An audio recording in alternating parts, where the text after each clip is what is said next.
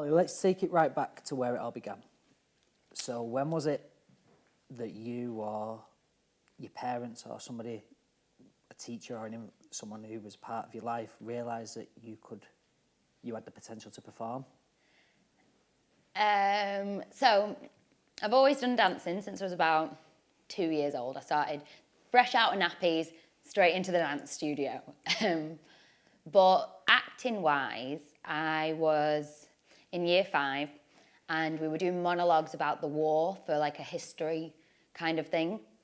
And I went hell for leather, brought a costume in. I had like a tea towel wrapped around my head as if my hair was in rollers.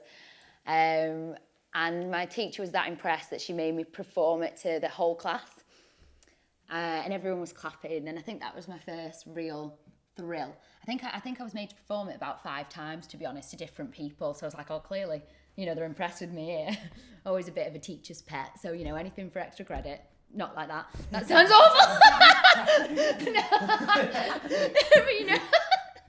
But you know what I mean.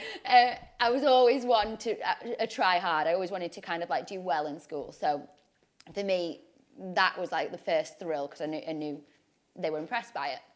And then it went to year 6 and we had our end of school performance. And there was no kind of like roles with names. We didn't do anything that was kind of like a well-known play or anything like that.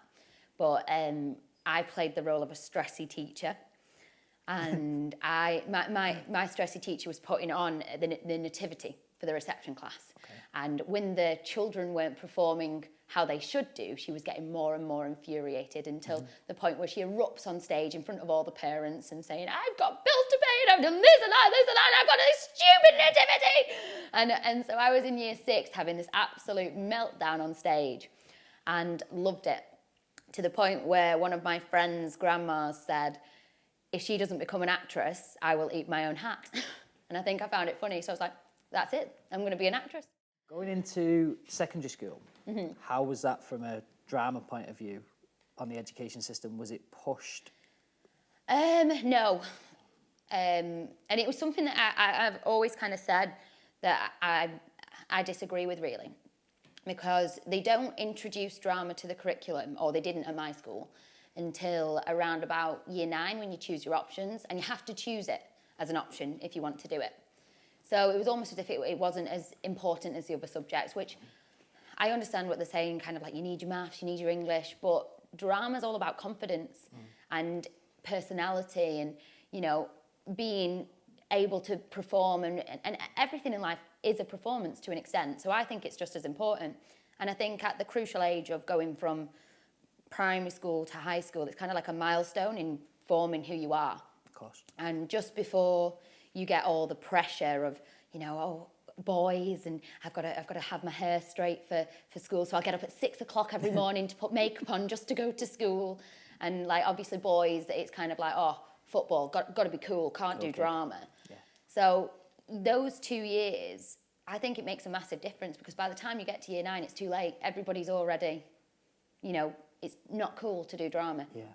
So you miss out. That's really interesting, because where we are today on location at the Arts Centre, that's got students who are at an age where you've just spoken about the difficulties and the pressures of peers and other people to kind of go with what is the norm in that society, rather than becoming a performer and trying to fulfill a dream. With that in mind, is there anything that you would say to the students as regards to, like, keep trying, don't give up? Oh, definitely. I think do what makes you happy. Stop trying to please others. Stop trying to, fit in, because the minute you get out of high school, nothing matters. Nothing matters from high school. You're all big fish in a small pond.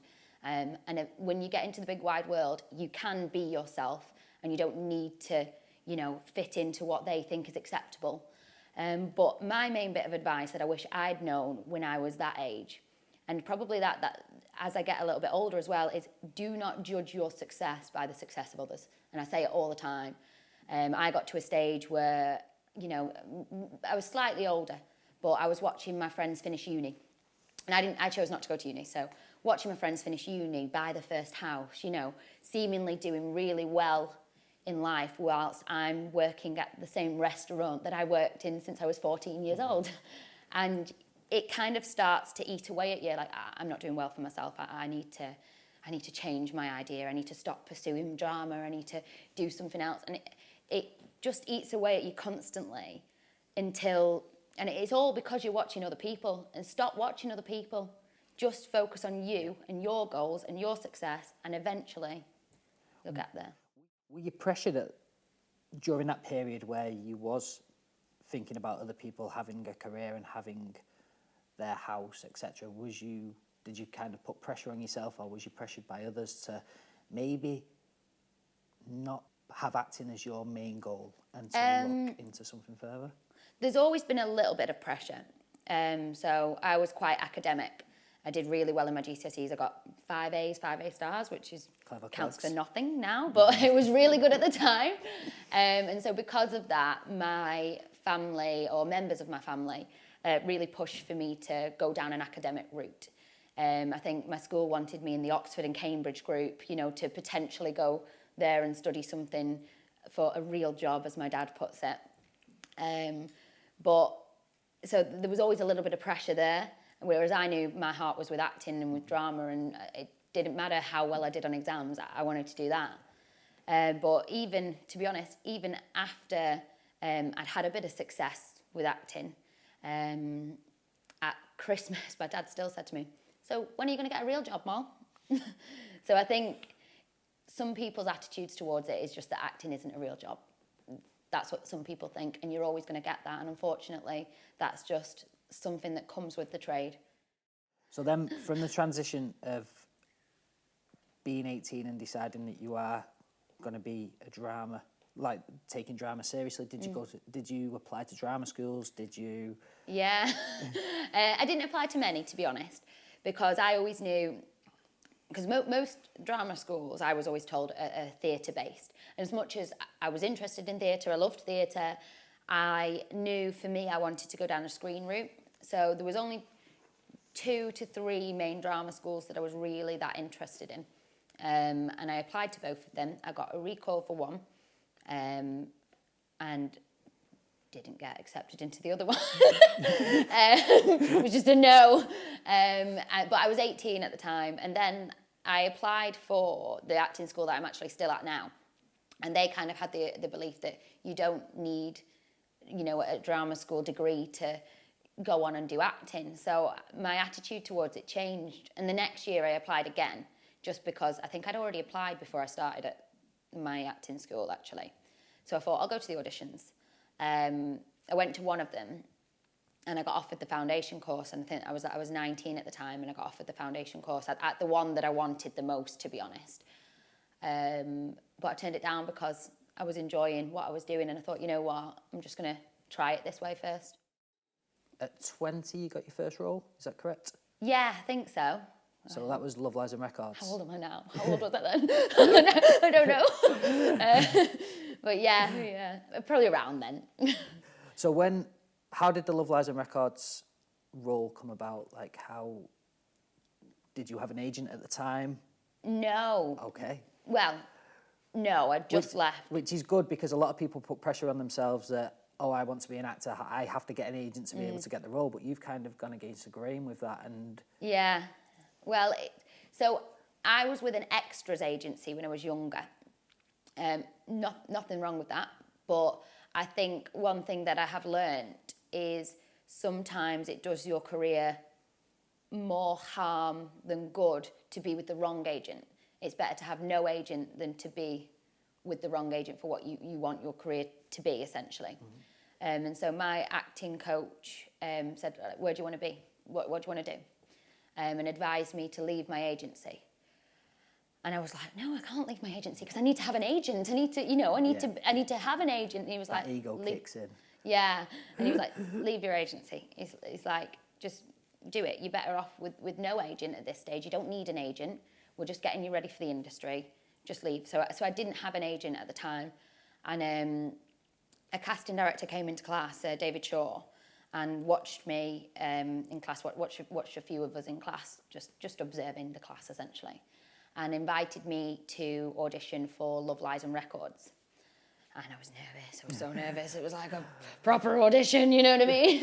So talk to me about that. So that was before self-tapes were kind of the norm. So you went into an audition room.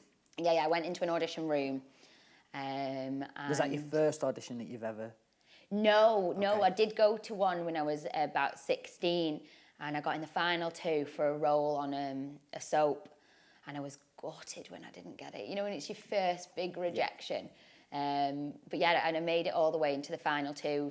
Did like met the cast and did like a chemistry test or a screen test or whatever. I don't think it was a screen test because there was no camera, so it was a chemistry test. And I didn't get it, but I was only 16, and the licensing and everything that would have been involved in that probably wouldn't have been. I don't know. They didn't choose me anyway. I'm making excuses. I wasn't the right one for the part, which is fine. But at the time I was gutted. But no, that was kind of like Love, Lies and Records was my first proper audition once I was older, once I knew more about the industry and what it was like. And I walked in, and I had the casting director, I had David, I had the writer, the producer, all there, and you're like walking in, you're like, oh my God, I'm about to actually do this in front of everybody. But it was fine. I think you've got to remember that they want you to do well. They don't want you to fail. So they don't worry. They're not wanting you to mess up. Mm-hmm. And like I think they went, oh, I really like your nails. And instantly I just kind of softened a bit. And I was like, yeah, right, okay, you can do this. And I just started chatting. And within 5 or 10 minutes, I was okay. Talk to me about the excitement then of landing that role after audition. Oh my God. So obviously it wouldn't have been the normality of your agent ringing you saying, you've got it. So no. Who did it come from? It came from David, the casting director. I think he emailed me to say that they were going to offer me the role. And obviously I was like, Mum, guess what? Running around the room. Like, yeah, I've got a part on a telly series. And Mum's going, oh! So it was like a really ecstatic moment. And it was great. And honestly, it was the best feeling ever, finally being told that, oh my gosh, the thing that you wanted to do all your life, you're getting to actually do it and get some money for it as well. I'd have done it for free. They didn't need to pay me. I'd have just done it. But yeah, no, it was amazing feeling. How was set? Daunting. I think my stomach fully fell out first day on set. I made a point of telling everybody that I've never done this before. Like we say, oh yeah, just play it cool, pretend you know what you're doing. I was like, hi, I've never done this before. I'm really sorry. But everyone was really lovely. And I remember we did a rehearsal and like a blocking, line run rehearsal. And I didn't know that people don't go hell for leather on the rehearsal. It's just a rehearsal. And I'm there giving it everything. And they went, you're really good, aren't you? I was like, thank you. The ultimate compliment on your first job. Yes. But no, everybody on set was lovely. Really, really nice. Everybody, it wasn't a set where it's full of divas and, the lead doesn't speak to anyone else. It wasn't like that. It was just nice, relaxing. Everybody's chatty, everybody's talking. You feel like one of them. And yeah, it was nice. What was your friends and family's reaction when they saw you on the television for the first time? Oh, everyone was texting me. They were, oh, Mollie's in the background, there we go. Mollie's there. Sending me pictures. I remember I had people messaging me going, I heard a voice and I looked at the TV and you were just there. And so it was a nice experience, to be fair. So after Love, Lies and Records, how did the Coronation Street audition come about? Did you have an agent then at that point? No. So, yes, I had one by Coronation Street, but after Love, Lies and Records, I didn't. So I was very lucky in the fact that David, who was the casting director for Love, Lies and Records, he's lovely, he's amazing.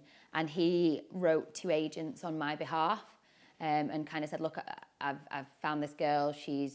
I think my agent said his words was, she's strong, she's feisty, you'll really like her. Which I was like, oh, thanks, David. And from the back of that, my agents now, BWH, they said, we really want to meet her. The Corrie audition came through my agents. And I actually didn't audition for Kayla at first. I auditioned for Emma. Okay. And I went in, and obviously again, the pressure of you're auditioning. So was for the pressure Coronation different? Street. Yeah, was the pressure different from Love Has and Records? 100%. So you're kind of like, well, I don't know, because that was first proper audition. This is now kind of like, well, mind you, it's a soap that I've watched since yay big. Yeah. So I was like, this is an audition for Coronation Street. And I went in and I completely messed it up, like completely. I blanked twice, forgot my lines twice, probably glanced at camera about 1 million times. It was awful, it was terrible. Everything that could go wrong in a self-tape did? Yeah, well, it was an actual audition, but everything that could go wrong did go wrong. And I come out of that audition and you're just heartbroken, and I cried my eyes out, and I'm on the phone to my agents. I feel like I want to cry thinking about it.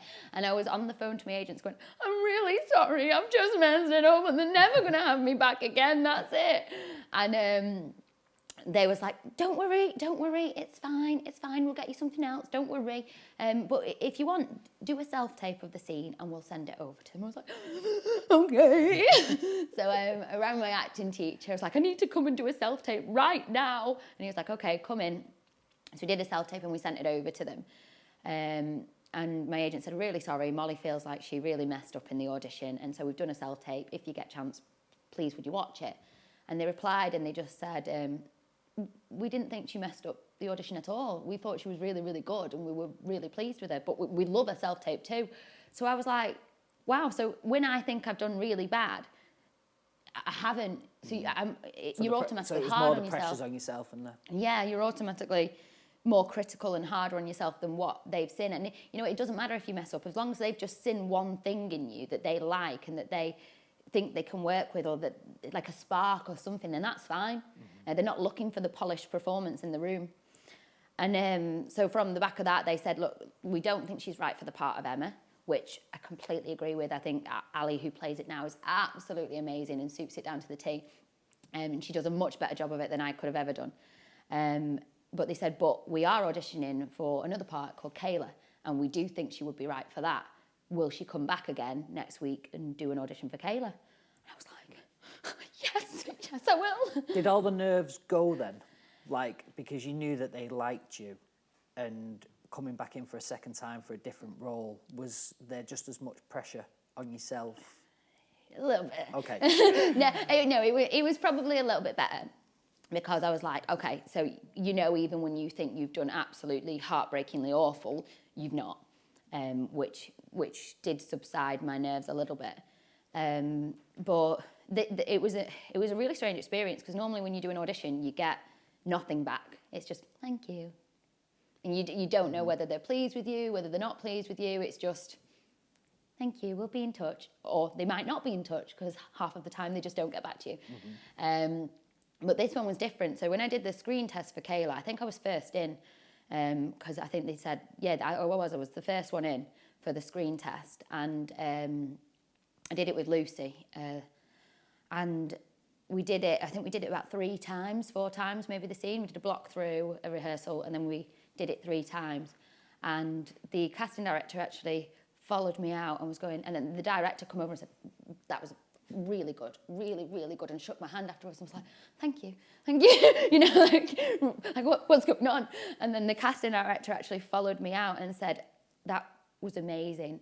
Honestly, even if you don't get this one, we will keep getting you back, keep bringing you in, because you belong on the show. That's such a really, compliment. really good. And that never happens in an audition ever. You just don't, well, I say that, I can't speak for everyone. It's never happened for me in any other audition. I've never had somebody be so openly positive when, you know, at that moment in time. So that was amazing for me. That got rid of the nerves. I can imagine.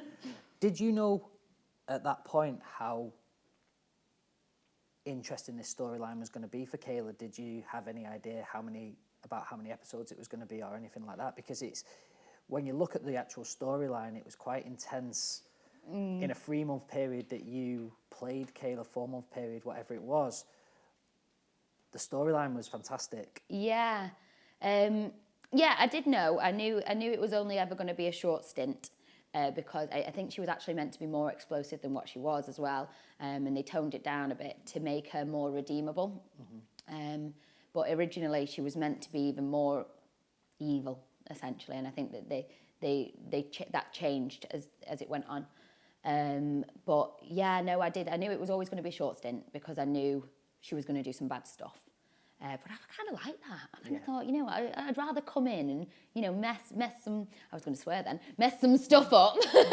And, you know, yeah, perfect. I don't want to be boring. I want to come and be explosive. So, yeah. That certainly was the reaction from Corrie fans as well. Like, reading back, a lot of people did like you, even though your character was so bitchy, shall we say. Yeah. But the storyline itself, you played a character who was kind of in denial to what your character's father, Neil was his name. Yeah, Neil. Had done to Bethany Platt. Yeah. How was that? Like, how, from a person point of view, was there anything, was you like coached as regards to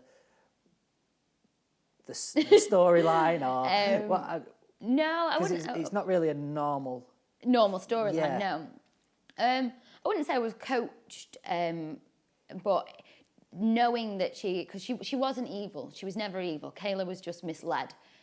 She was manipulated by her father because she loved him so much, and she'd never seen the evil side to him, and so couldn't believe that that he could do that.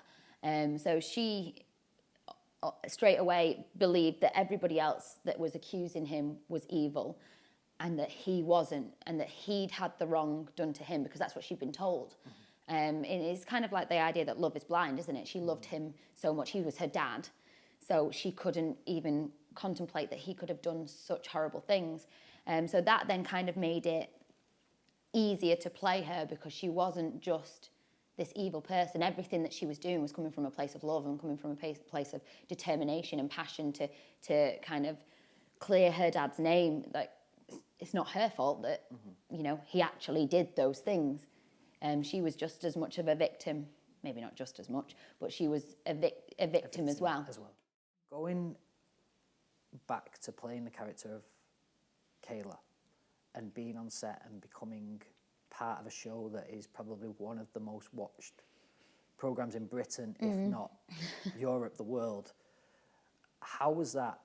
Like, I'm not trying to say it was overnight success, but like, there's pieces, if you Google your name, there's who's playing Kayla, and there's like, so people were interested from the very first episode. How was that? Strange, weird, strange, kind of like that people go, are you from Coronation Street? And you're like, yeah. You know, that kind of like, yeah. It was really strange.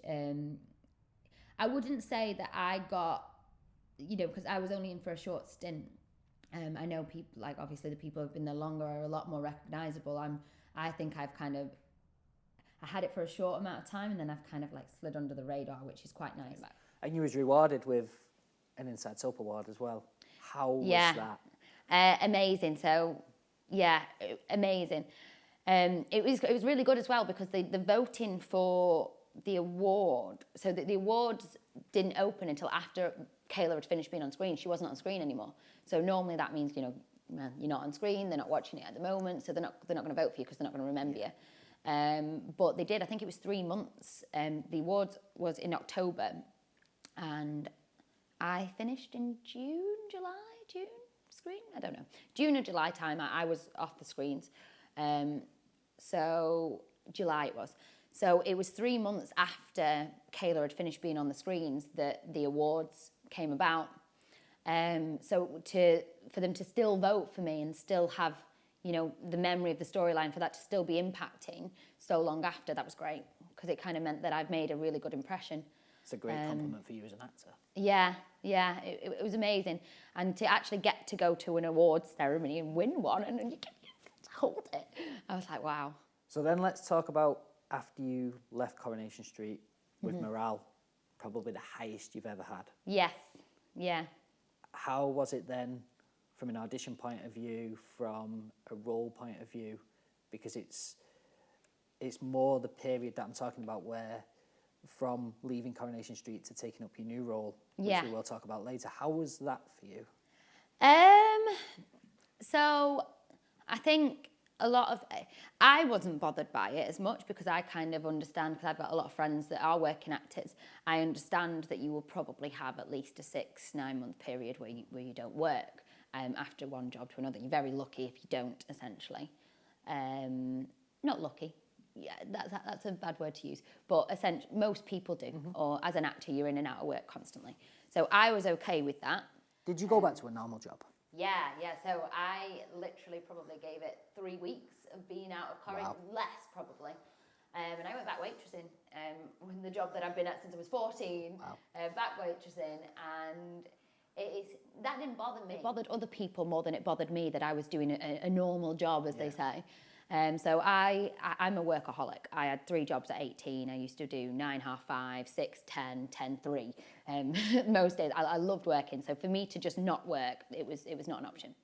But it was just really weird because one of the things that people would say, and you get to a point where you become unaffected by it, but it did used to bother me at first to be like, what are you working here for? Like, because the people automatically assume you've been on TV, you're a millionaire, you know. And it's just not the case. And so I was like, well, I'm auditioning again. Anyway, do you want any Parmesan with that? And it deflecting. I was like, yeah. And then it was really weird because I'd be there in my little pinafore and my white shirt and my tie, and they're like, can I have a picture with you? No makeup on because I'm at work. I'm like, yeah, of course you can. But yeah, it's one of them, isn't it? It's like, every actor does it, and if you're an actor, you understand it, and it's just unfortunate that other people aren't as understanding. And I think people who aren't in the industry, like, so I love my nan. My nan is my biggest fan, but she'll sit there and go, you know what you need to do? You need to get on with that Netflix. Like, yeah, Nan, I know I do. I'd love to, you know. It's one of them. Like you're just going to walk in and go, hi. I'll email them for you if you want. I'll write you a letter. I'll tell them to get you on with them. And it's like, okay, thank you. And they just think it's that easy, and it's not. The reality of it is you go to maybe 50 auditions before you get one, and it doesn't mean that you're not good. It just means that you're not right for that particular role. Which again is a great role model point of view to people, aspiring actors 100%. who are taking, maybe not getting roles yet, but they are very disappointed, rather than saying, I was nearly there. Yeah, there's been a few times that I've been in the final few for a role, and it's one of them.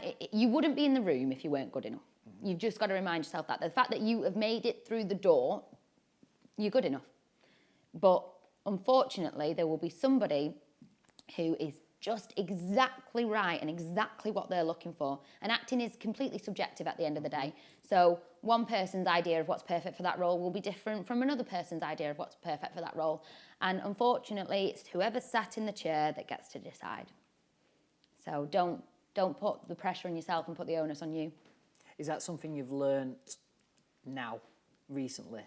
Or was you very relaxed going in, during this period of from Kayla to your new role? Yeah. Don't get me wrong. It's something that you will always have a little bit of a struggle with. That's only natural. It's going to chip away at you a little bit to be getting a no. But if anything, it builds you up as a person because it means that you can then take rejection, which life is full of, essentially. And it's how you come back from that rejection. If you let that be you've been rejected, right, that's it, I'm not doing it anymore, that's it, I'm done, then that's fine. But you're never going to reach your goals. You've got to be more determined from that. You've got to stick at it. So I actually said, and I didn't tell anybody this, but before I went into the audition for the Coronation Street role for Kayla, I was at the point where I was like, right, I've been for loads of auditions now. I haven't got any. Maybe this isn't for me. Maybe I'm not good enough. Maybe, I should look at another option. And I'd said that if I didn't get this role, I was going to still keep up with my acting, but push it to one side. And I was actually going to go to uni and study psychology. That's what I'd said. And so for me, and then I got it. So it was kind of like all that doubt that I'd had previously, all that worry that I'd been going through and feeling not good enough was invalid because I was. And if I could have known that, then maybe I wouldn't have had that much pressure. So no, that was kind of like a realization, you know, penny drop moment where, right, take that with you in the future. You are good enough. Yeah. You can do it. You just need to believe in yourself. That sounds really cheesy, but it's true. No, of course. Very inspirational. Let's talk about your new role. Okay. All Creatures Great and Small. Yes. The remake of the 1970s drama, which was a big series. Yes, it was. It was very, very popular. Based on the books about James Herriot. The Vet, very popular books. Not sure how many they sold. Between 60 million or 60 billion. But somewhere in between them two numbers. But yeah, they were very, very popular. The series was a great success at the time, and we are hoping that it has the same success again. A period drama character. Yeah. How different is that to Mollie? Well, I'm quite a modern person most of the time. One of the things that I got told, some people would be like, yes, you can do period, you'd be really good in period, and then other people are like, you look way too modern to do anything period. So it was one of those, my voice obviously is very modern, so I had to do quite a lot of work on the accent and not speaking with colloquialisms, I don't know, but a word that's fancy like that. I had to not speak with those and like shorten the words and not keep saying like, but then body language wise, because like I like naturally kind of like stand and I'm like pop my hip and I'm just like that. That's my natural Not stand. very period. Not very period. It's not because I'm like moody or anything, it's just it's comfortable for me to sit like this. So I had to kind of like adjust and just, you know, kind of posture-wise, because they don't slouch and like walk around like this, like what I do. So I had to kind of work on my posture. But they put me in this pencil skirt that had like loads of lining. So really, I could only kind of move a little bit like that. So it obviously restricted your physicality anyway. Yeah, so it was kind of restricted in that sense. And then they had, on the shoes, they, because the heels were quite clunky, so when you were walking, it would do that. And it was messing up all the lovely sound. So they had to get pads to go on the bottom of the shoes that would dull the sound, so that when you were walking, it was like silent, could creep up on people. How was being on a period drama set, which is only like 7 episodes, compared to being on Coronation Street? Like, from a director point of view. So, yeah. Was it a lot slower? Was it a lot quicker? Yeah, a lot slower. That's probably one of the good things about learning a lot of craft from Coronation Street, because it is so quick paced, because obviously they've got to turn around an episode like that. So I think your scenes in Coronation Street, you get probably around an hour to film them, maybe a bit longer. But I remember my first day there, I had one line in one scene. And I was filming with a director that's notorious for being, notorious is a bad word, isn't it? Not notorious, but known for being very, very quick. And I remember we did one, we were sat down, and bear in mind, your stomach's through the floor anyway, your heart rate's, oh, sorry, mic's there, but your heart rate's going, just bang the mic, but your heart rate's going through the roof anyway. And so we did a read through. I'm like on set with these people that I've watched on telly for years. And he goes, right, okay, so do blocking, brilliant, right, so we're going to go for a take. I'm like, oh God, we're going for a take already.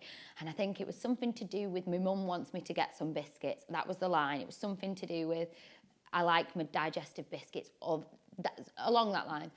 I said it once. Right, you're done for the day, Mol. And I was like, oh, I can do it better than that.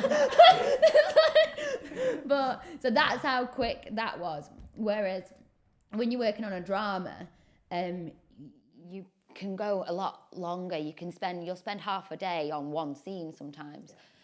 So you have a lot more runs into it. You can kind of get into the character, you can get into the setting, you can find the connection, and you do it again with direction. We'll just try it this way and we'll do that. So there's a lot more freedom with it, I would say. So Wild Creatures, Great and Small airs on the 1st of September. Yes, I'm not in that episode. Okay. I start from episode 3. I'm not a massive part in it. I'm just a smaller part. But yeah, my character appears in episode 3. And this is on Channel 5? Yes, Channel 5.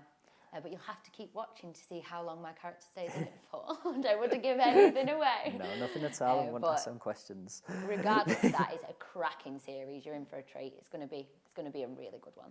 I look forward to watching it. Mollie, it has been an absolute pleasure to have you with us today. Thank you so much for being part of episode 6. Thanks for having me. You're welcome, and I wish you all the best in the future. Thank you. Right. See you later.